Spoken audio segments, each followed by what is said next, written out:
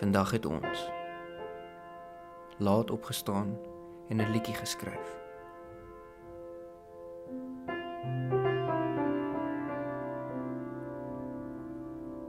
In die son gesit, koffie ingegooi. Koffie. Gewerk. Nog gewerk. Nog steeds gewerk.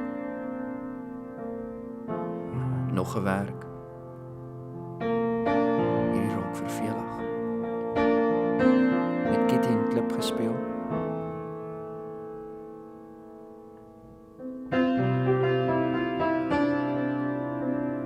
In die kar geklim.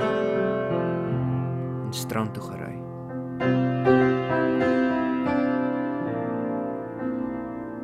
By die strand gekom, trappe afgeklim, 'n kind gesien voëls jaag. Dit was te koud om te swem. Soos die kind gemaak,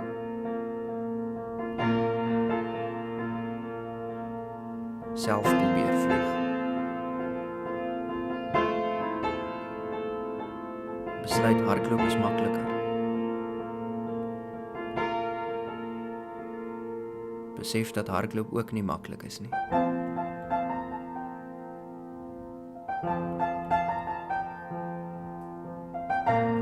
Nie meer probeer hardloop of vlieg nie. Moeg terug huis toe gery.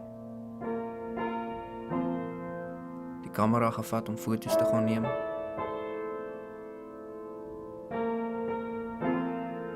Groot branders gesien.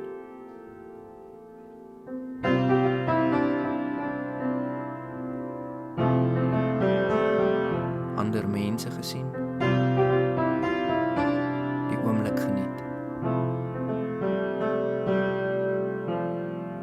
Huis toe gegaan.